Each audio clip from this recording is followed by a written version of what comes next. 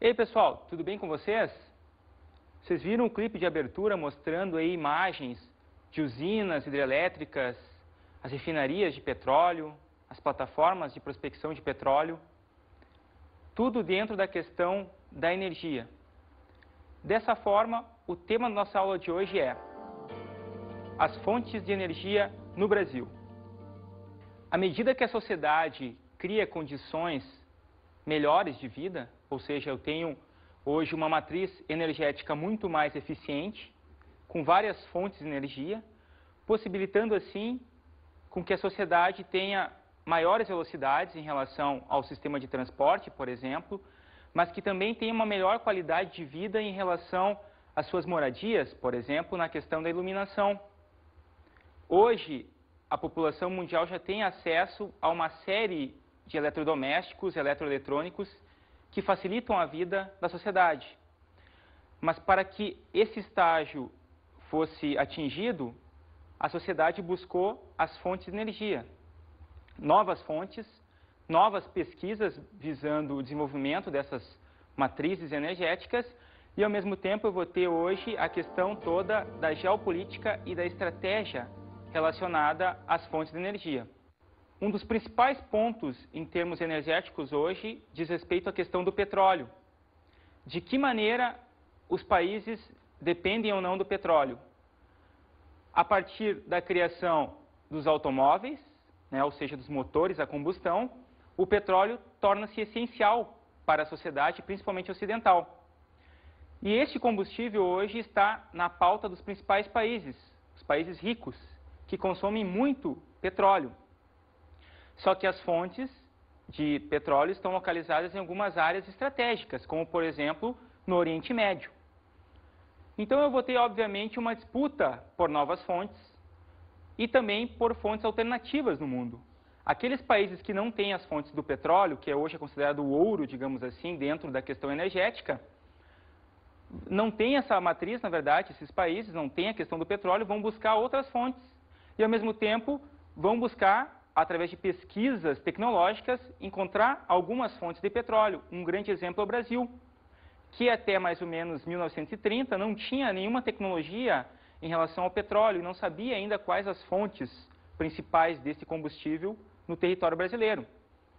Então a gente vai ter a criação na sequência de uma empresa nacional, no caso a Petrobras, que vai, a partir desse momento, investir mais em pesquisas e descobrir novas áreas, fazendo com que, na atualidade, o Brasil já quase chegue ao estágio de autonomia em relação ao petróleo. O Brasil é quase autossuficiente, ou seja, produz quase tudo o que necessita em relação ao petróleo dentro do território brasileiro. Mas para que as nações atingissem um estágio econômico, um desenvolvimento econômico, a questão dos conflitos relacionados aos combustíveis, principalmente o petróleo, é um dos principais pontos. Principalmente porque as fontes de energia não estão concentradas em todos os lugares. Alguns países, como os Estados Unidos, não disponibilizam mais de grandes quantidades de fontes, como no caso o petróleo. Então, nós teremos, na sequência, principalmente a partir de 1990, uma série de conflitos geopolíticos relacionados à questão do petróleo. É a chamada geopolítica do petróleo. Algumas áreas são emblemáticas nessa questão, principalmente no Oriente Médio. Alguns países como o Afeganistão, por exemplo, e o Iraque já sofrem com essas ações geopolíticas em função das grandes reservas e jazidas de petróleo existentes nesses territórios. E, ao mesmo tempo, nós teremos o quê? Uma série de ações dos governos dos países ricos pressionando estas nações que concentram as jazidas, as principais riquezas em relação ao petróleo, para que, de alguma forma, mantenham os preços estáveis ou até reduzam os preços em função da alta demanda das indústrias mundiais e a questão do consumo mundial relacionado ao petróleo. Dando sequência, então, vamos agora às formas de obtenção de energia. Mas e quais são as principais formas de obtenção de energia? Basicamente, aquelas atreladas ao extrativismo. Extrativismo mineral, extrativismo vegetal e o extrativismo animal. O extrativismo mineral é aquele onde, a partir de prospecções em relação a minérios, como carvão, como ferro, como alumínio, ouro, as nações vão buscar esses materiais visando basicamente suprir as suas demandas, no caso industriais, ou para a geração de energia, no caso do carvão mineral. Países como o Brasil possuem grandes quantidades de jazidas de alguns minerais, como o ferro, por exemplo. O Brasil é um dos grandes produtores mundiais de ferro, exporta muito esse mineral, no caso. E, obviamente, que eu vou ter que ter toda uma logística em relação à forma de prospecção desses minerais. Pesquisas científicas em relação às principais jazidas, às ocorrências de jazidas, a partir de algumas pesquisas relacionadas às áreas de geologia, onde o governo vai incentivar essas pesquisas e vai, no período seguinte, criar as condições para a prospecção. Algumas áreas no Brasil são, dessa forma, prioritárias, principalmente no que diz respeito à questão do ferro, em relação ao quadrilátero ferrífero em Minas Gerais, onde eu tenho grande quantidade de ferro exportado para o Japão e para os Estados Unidos, inclusive, e também na questão da Serra do Carajás, do projeto Carajás, onde eu vou ter uma das maiores reservas do mundo em relação ao ferro e em relação ao alumínio também. Mas, em relação ao carvão, eu vou ter algumas áreas de concentração, no caso do Brasil, principalmente na região sul, nos estados de Santa Catarina e Rio Grande do Sul.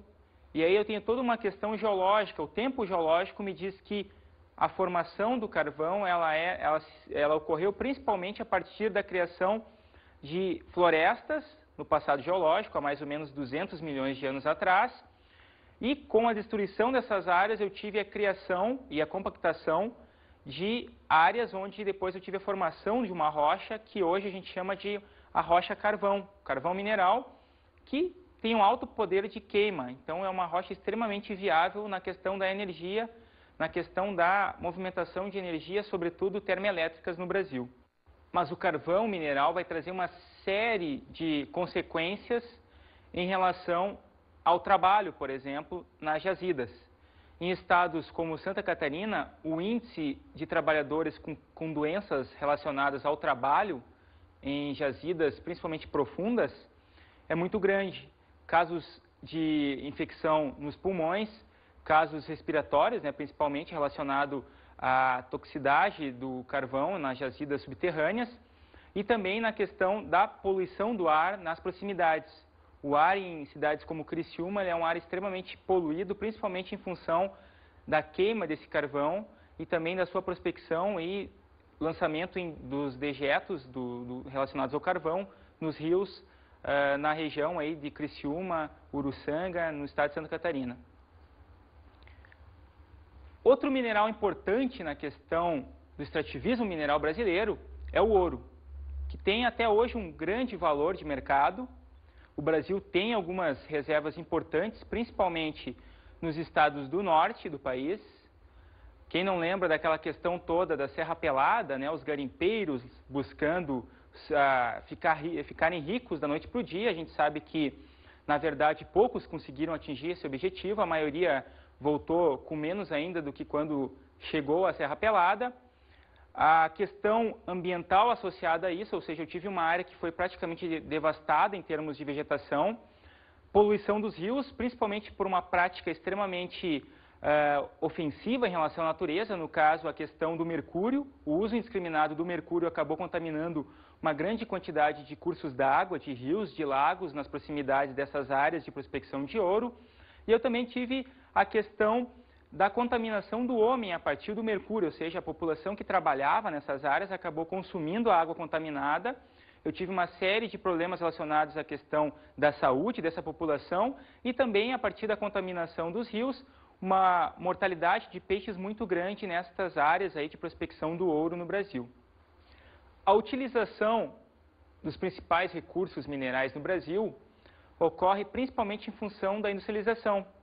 A utilização do ferro para a construção de chapas galvanizadas, utilizadas na indústria siderúrgica e mecânica também, construção de equipamentos metálicos, a própria questão do ouro relacionada à construção de joias e derivados, a questão do carvão utilizado como energia termoelétrica nas usinas termoelétricas, produção de energia em usinas no Rio Grande do Sul e Santa Catarina principalmente, Ou seja, eu tenho uma grande quantidade de utilizações para esses recursos minerais no Brasil e no mundo. O extrativismo vegetal é outra importante forma de obtenção de energia. No Brasil, nós temos uma grande utilidade, principalmente em relação à floresta amazônica, onde o aproveitamento desse extrativismo é muito grande e entra bem na questão hoje principal no mundo relacionada a um conceito de desenvolvimento sustentável, que é justamente aquele conceito relacionado às questões ambientais, ou seja, o homem não pode mais destruir a natureza, ele tem que pensar nas gerações futuras e tem que ter um uso mais racional para a natureza, para as prospecções, para os extrativismos. Na Amazônia, com o extrativismo vegetal, eu vou ter uma preocupação muito maior dos chamados povos da floresta, os indígenas, né, os seringueiros na Amazônia, que vão buscar, sim, o seu sustento de uma forma mais racional, uma forma mais harmônica em relação à natureza e vão, obviamente, gerar riquezas para aquela região, no caso, a região norte do Brasil. A produção em relação ao extrativismo, em termos de quantidade para o mercado, é uma produção pequena. Alguns extrativismos, como, por exemplo, a questão da seringueira, onde eu vou tirar o látex para a produção da borracha, vem perdendo espaço, principalmente por uma concorrência internacional, sobretudo da Malásia. Então, os povos da floresta que vivem da seringueira, no caso, retirando o látex, estão perdendo, digamos, o seu poder de compra em relação ao passado. Hoje, as populações têm que migrar para outras formas de extrativismo, no caso, a produção da castanha do Pará, que é extremamente utilizada hoje para a produção de chocolates, para produtos relacionados à indústria farmacêutica. Então, eu vou ter que ter uma migração da população em função de critérios econômicos, a disponibilidade desses recursos e a concorrência de outras áreas produtoras no mundo. E como se dá o aproveitamento desse extrativismo vegetal? No caso brasileiro, eu vou ter hoje, inclusive, índices de exportação maiores em relação a alguns novos extrativismos. No caso, a gente vai ter hoje a questão do coco-babaçu, muito importante para a produção de sisal e derivados. A questão da castanha do Pará, que é exportada para países europeus e para o Japão. E também a questão do cupuaçu. É uma fruta típica da região norte que hoje é utilizada para a produção de chocolates. E uma questão importante dentro do aproveitamento é justamente até que ponto os povos da floresta, os grandes povos extratores desses cultivos, vão conseguir manter uma certa soberania em relação a esses cultivos. Para você ter uma ideia, a concorrência internacional é tão grande que o cupuaçu, que é originário da Amazônia, foi patenteado, foi, digamos, autorizado em termos internacionais por uma empresa japonesa. Então, hoje, esse cultivo não pertence mais ao Brasil, e aí ocorre, obviamente, uma disputa internacional por patentes, o que é um cultivo nosso, é um cultivo nacional, e que gera muita renda para os povos da floresta. Só que a questão da competição internacional em relação a esses cultivos é muito grande, e o Brasil é um dos países que detém, digamos, uma certa hegemonia em relação ao extrativismo. É um país que busca muito a questão relacionada aos povos da floresta, a questão racional da utilização desse espaço, e a Amazônia, por sua rica biodiversidade, apresenta uma grande quantidade de produtos que podem sair da floresta, serem exportados, inclusive, gerando renda, gerando riqueza para os povos que habitam a região norte. O aproveitamento dos recursos vegetais no Brasil vai, de alguma forma, ser acentuado a partir das empresas do setor de cosméticos e também do setor farmacêutico, que vão, obviamente, buscar na floresta amazônica grande parte dos seus recursos relacionados à produção dos principais produtos desses dois setores. Então, nós vamos ter, obviamente, os povos da floresta associados, muitas vezes, a essas empresas, criando cooperativas. E como, em relação à floresta amazônica, a partir de 1970, eu tenho uma grande migração relacionada também à questão da agricultura, o governo federal resolve criar algumas reservas extrativistas, visando, sobretudo, marcar esse território, delimitar as áreas das reservas, possibilitando assim que os povos que ali vão retirar os seus recursos façam, de alguma maneira, uma e tenho, aliás, de alguma maneira, uma preocupação maior em relação à questão do uso racional do espaço. Prospectar de uma forma racional, não destruindo a natureza, e essa é uma das principais funções das reservas extrativas no Brasil. Mas, afinal, como funciona uma reserva extrativa no Brasil?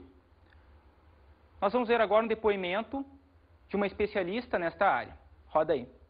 As reservas extrativistas, elas começaram a ser criadas no Brasil desde 1990 e elas têm o objetivo, né, de compatibilizar a conservação da natureza com as características culturais de algumas comunidades. Então, elas foram criadas na Amazônia e também em outras regiões, mas apenas na área marinha. Então, na Amazônia elas já foram criadas no continente, né, em áreas de floresta, e no sul e sudeste somente em áreas marinhas, e no nordeste também. Quando você cria uma reserva extrativista, o IBAMA adquire essas áreas têm que se tornar públicas. Aí, após, é feito um contrato com essas comunidades para que elas possam utilizar de maneira sustentável os recursos não madeiráveis da área.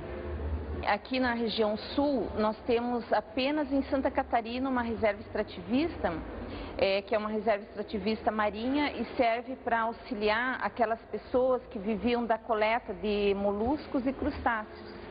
Então, essa atividade é regulamentada de modo que somente aquelas pessoas possam utilizar aquela área, evitando que venham pessoas de fora para também utilizar o mesmo recurso.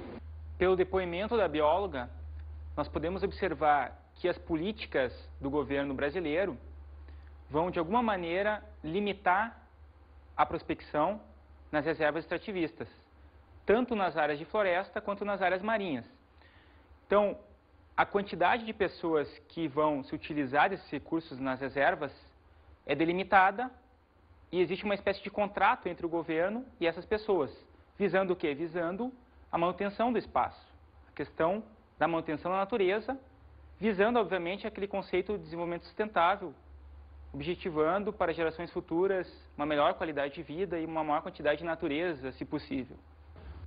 Os recursos naturais no contexto ambiental não podem ser vistos sob a ótica do explorador, ou seja, da pura e simples apropriação privada de seus valores econômicos e não econômicos, sem considerações acerca da sociedade onde os bens estão inseridos, e nem sob a ótica puramente preservacionista que deseja sua intocabilidade.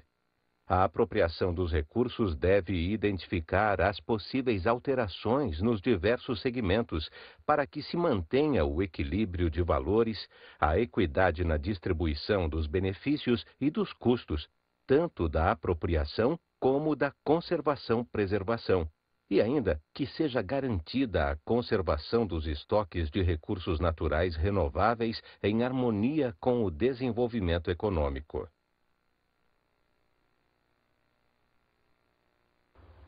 O IBAMA vai mostrar, a partir do embate entre o desenvolvimento econômico e a questão ambiental, que os recursos devem ser prospectados de uma forma racional e existem, obviamente, leis e legislações ambientais que vão regular o uso desses espaços, no caso, em relação às reservas, em relação também às áreas que não são de reservas, objetivando a questão do desenvolvimento sustentável. Outra forma importante é o extrativismo animal, que no Brasil vai ocorrer principalmente em relação à caça e à pesca, em áreas, sobretudo marinhas, no caso da pesca, principalmente em função dos mercados associados, a questão do camarão, a questão da lagosta. Nós teremos uma grande frota de barcos, inclusive ilegais, sem nenhuma preocupação com a questão do trabalho, mas que vão abastecer as grandes cidades em relação aos peixes. No caso da caça, nós teremos, na atualidade, uma caça que é predatória, que não respeita as normas vigentes para esse tipo de prática e que vão, de alguma maneira, reduzir, inclusive, algumas espécies. Existem espécies em extinção hoje no Brasil, principalmente a partir de uma caça predatória que não respeita a questão da própria migração das espécies e da questão da reprodução delas em alguns espaços no Brasil. Ainda em relação ao extrativismo animal, nós podemos afirmar que a questão da pesca também é importante, principalmente em relação aos principais rios brasileiros. Rios como o Rio Amazonas, na região norte, que é extremamente importante não só para a questão da navegação, mas também para a questão da alimentação da população regional, que consome muita carne branca, muita carne de peixe, em função dos preços também, que são preços bem menores em relação à carne vermelha, carne de gado, por exemplo, e também porque boa parte dessa população da região norte não possui, digamos, empregabilidade, ela acaba vivendo subsistência, e a pesca, dessa forma, é uma das grandes atividades para o seu sustento das suas famílias. A extração de combustível fóssil é um outro importante fator para o desenvolvimento energético brasileiro. Os fósseis, na verdade, são restos de animais e de algas que no tempo geológico foram compartimentados em bacias sedimentares e formaram, no processo seguinte, no tempo geológico, o petróleo, que hoje é extraído principalmente no Brasil em relação às plataformas continentais, na altura de Campos, no Rio de Janeiro, e também nos estados da Bahia e do Rio Grande do Norte. A grande concentração ocorre justamente nessas áreas, onde mais de 90% do petróleo brasileiro é extraído. Bem, mas até que ponto o Brasil conseguiu atingir esse desenvolvimento tecnológico em relação ao petróleo? De que forma o país conseguiu buscar recursos e pesquisas também foram desenvolvidas em termos da prospecção e do desenvolvimento de algumas empresas do setor? Como isso ocorreu em relação ao território brasileiro? A grande chave para o entendimento desta questão do petróleo ocorre principalmente a partir da década de 1950, quando é criada a Empresa Brasileira de Petróleo, uma empresa nacional, uma empresa estatal chamada Petrobras. Essa empresa foi criada principalmente porque o Brasil dependia muito da questão das 7 irmãs, que eram, na verdade, aquelas grandes empresas que produziam petróleo e faziam a distribuição também. Empresas como Shell, como Esso, grandes empresas multinacionais que acabavam dominando o mercado e estipulando preços que eram preços muito altos para os mercados, para o mercado brasileiro, no caso, e acabavam afetando a economia brasileira. Então, o Brasil resolveu criar uma empresa nacional, visando, sobretudo, uma autossuficiência em relação ao petróleo. E isso passa a ocorrer principalmente a partir de investimentos pesados em relação à construção de usinas de extração, polos petroquímicos que vão, de alguma forma, transformar o petróleo em derivados, em combustíveis como a gasolina, querosene e gás de cozinha. E, ao mesmo tempo, o Brasil vai atingir, principalmente a partir do final da década de 90, uma quase que autossuficiência em relação ao petróleo, ou seja, quase tudo que a gente necessita em relação a esse combustível e seus derivados ocorre dentro já do território brasileiro. Vamos agora ver a classificação das fontes de energia. No caso atual, a partir do desenvolvimento econômico e também relacionado às questões ambientais no mundo e também no Brasil, eu vou ter uma classificação que respeita principalmente 2 critérios. As fontes de energia, no caso, renováveis e as não renováveis. Qual é a diferença entre esses 2 tipos de fontes? As renováveis são aquelas que, a partir de um plantio, por exemplo, no caso do álcool, em relação à cana-de-açúcar, basta eu plantar a cana-de-açúcar que eu vou ter o álcool na sequência, ou seja, o tempo geológico não interfere na questão da fonte de energia, ou seja, o tempo, a escala de existência dessa fonte é a escala de tempo do homem. No caso das fontes não renováveis, são aquelas que não respeitam mais a escala de tempo do homem, são, no caso, as escalas de tempo geológico. Um exemplo é a questão do petróleo. Para a formação desse atual petróleo, no caso do território brasileiro, eu tive que esperar mais ou menos 300 milhões de anos para sua formação. Ou seja, isto ocorre fora do tempo da escala de vida do homem. Essa é a diferença básica. E que tipos de energias, de fontes eu tenho em relação a esses dois critérios? No caso das fontes renováveis, eu tenho as novas energias, no caso, relacionadas à questão do álcool, à questão das fontes da natureza, no caso, a energia solar, a energia eólica, que ocorre na natureza normalmente, não precisam respeitar a questão do tempo geológico, elas estão disponíveis. E no caso das não renováveis, principalmente a questão do petróleo e do carvão mineral, que são as duas fontes principais hoje em termos de utilização no mundo. Nossa equipe foi à rua perguntar para a população, então, se as pessoas sabem quais são as principais fontes de energia existentes na atualidade. Roda aí.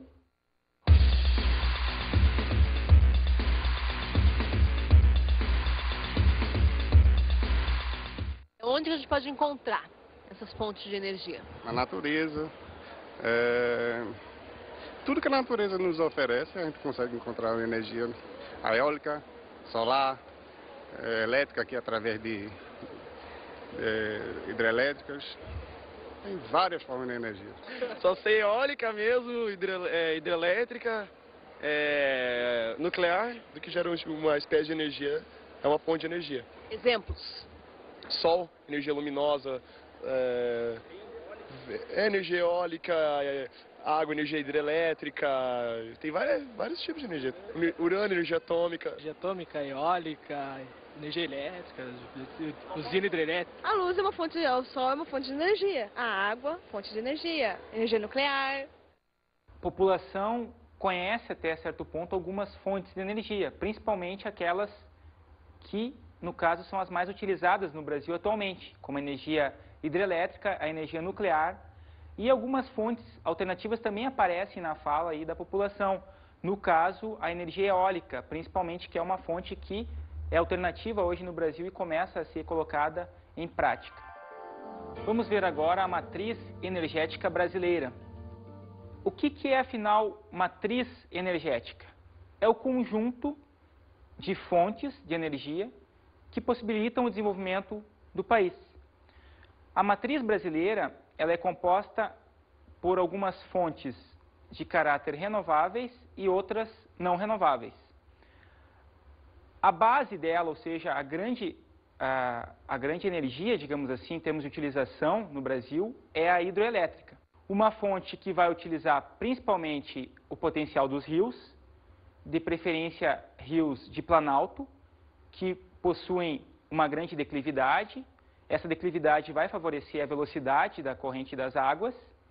E, obviamente, eu vou ter a geração de energia a partir da construção de turbinas nas hidrelétricas que vão ser movimentadas e vão gerar energia para o abastecimento das cidades, das indústrias, das residências, enfim.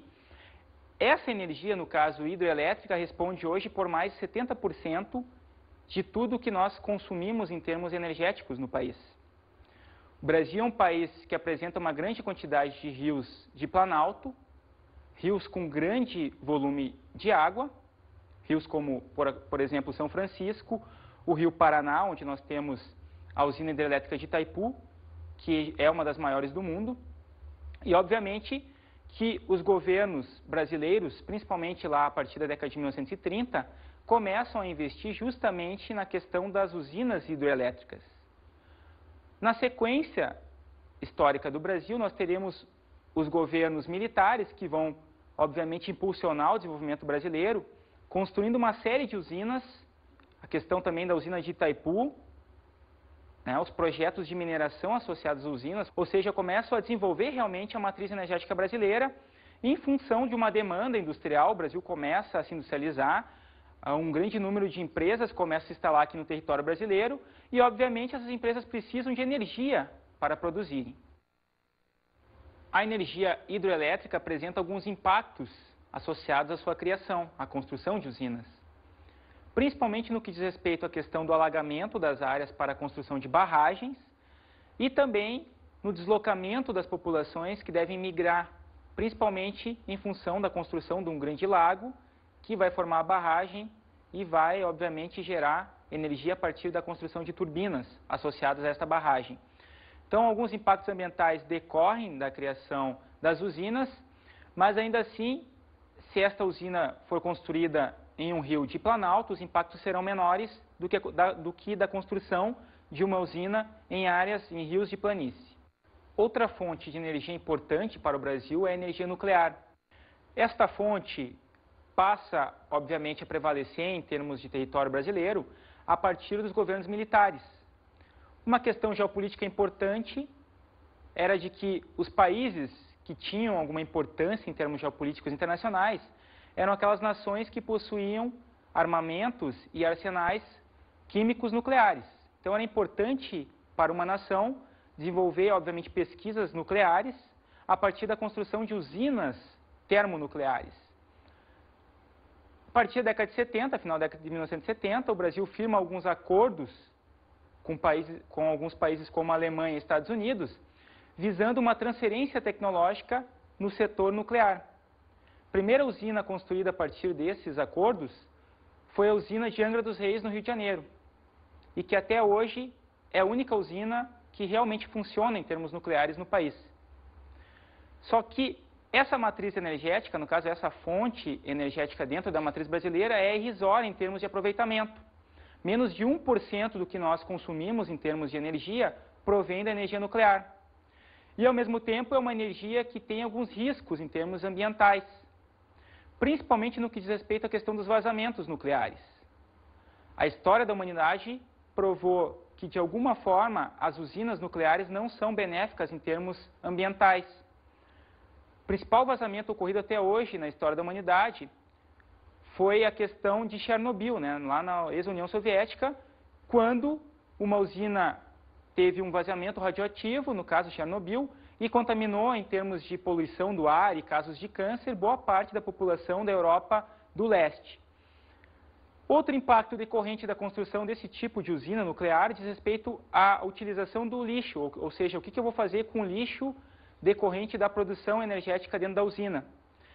Nenhuma nação hoje no mundo consegue, de uma forma racional, digamos que, concentrar esse lixo em áreas ambientais, digamos, mais propícias, áreas onde esse lixo não vai contaminar as populações que ali vivem, nem os recursos naturais. No momento existem pesquisas visando a construção de áreas propícias para, digamos, o deslocamento desse lixo radioativo, mas ainda assim não temos ainda áreas, digamos, propícias que realmente respeitem as questões ambientais atuais. E finalizando, vamos agora ver a questão da energia eólica no Brasil. Uma fonte alternativa e que passa a representar um interesse maior hoje do governo federal, principalmente em função dos impactos decorrentes de outras fontes. O governo brasileiro começa a firmar acordos com países europeus que já têm uma tecnologia em relação a esse setor, países como a Alemanha e Espanha, que vão dar subsídios tecnológicos para as empresas do setor no Brasil. E a gente vai ter, obviamente, nos períodos seguintes, a construção de usinas eólicas nos estados do Ceará, do Paraná e de Santa Catarina. E para os próximos anos, o governo federal já começa a pensar na construção de usinas em estados como Rio Grande do Sul, Ceará e São Paulo. Ou seja, eu começo a pensar na questão da fonte, no caso eólica, na perspectiva futura, ou seja, essa fonte pode no futuro representar uma grande demanda em termos de consumo para a população, é uma fonte que não tem quase nenhum impacto ambiental, é uma fonte renovável e o Brasil hoje começa, digamos, de alguma maneira, a copiar os países europeus que há muito tempo já produzem em relação à energia eólica, que é uma fonte limpa, é uma fonte justamente que vem em contraponto às fontes mais poluidoras, como os derivados do petróleo. Existem ainda outras fontes alternativas importantes para o Brasil. A energia solar é uma delas. Boa parte das residências já tem placas que coletam a energia do sol e, obviamente, vão auxiliar na questão da redução dos custos em relação à energia elétrica. Algumas residências do estado de São Paulo, por exemplo, utilizam essas placas para o abastecimento em períodos de pico, reduzindo assim os gastos com a conta de energia elétrica. Outra fonte importante e alternativa também para o Brasil é a questão do pró-álcool, do álcool em si, que é uma fonte extremamente alternativa e que produz uma energia muito mais limpa em termos de combustíveis. O Brasil hoje já é um país que começa a exportar essa tecnologia. A União Europeia pretende até 2010 substituir os veículos movidos a gasolina e derivados por veículos movidos a álcool, então o Brasil pode exportar esse combustível no futuro. E obviamente que as políticas ambientais em relação a esses combustíveis também são melhores, ou seja, os impactos da constituição do álcool e da energia solar, no caso, são bem menores em relação a outras fontes mais poluidoras, como o petróleo, como a energia nuclear, como a questão também da energia associada à matriz energética, no caso, a energia hidrelétrica. Bem, espero que vocês tenham gostado da nossa aula de hoje. Vamos agora às nossas dicas de estudo.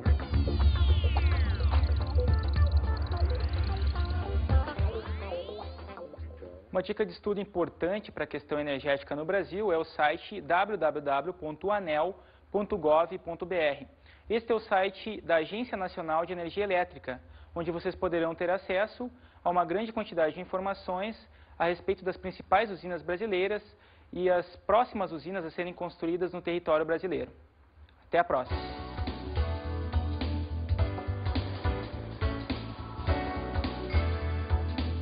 Na aula de hoje, estudamos as fontes de energia no Brasil. As principais fontes energéticas no Brasil, como a energia hidrelétrica, nuclear e eólica, possibilitaram ao país um desenvolvimento principalmente em termos industriais.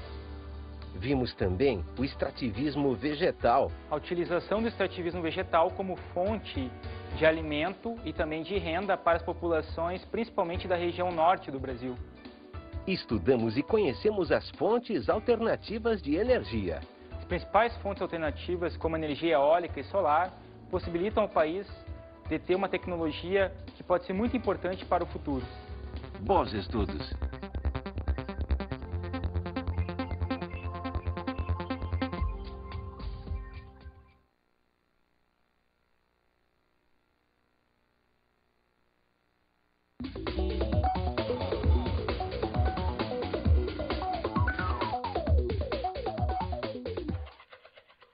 Bem, professor, uma dica de estudo importante para o trabalho com seus alunos em sala de aula é mostrar que a matriz energética brasileira está embasada principalmente na energia hidroelétrica, mostrando, obviamente, então, para os seus alunos que essa matriz começa realmente a se efetivar em termos de território brasileiro a partir dos governos militares. E também mostrar para esses alunos que os impactos decorrentes da construção das usinas podem, inclusive, levar as populações a migrarem. Espero que você tenha gostado da nossa aula de hoje. Até a próxima!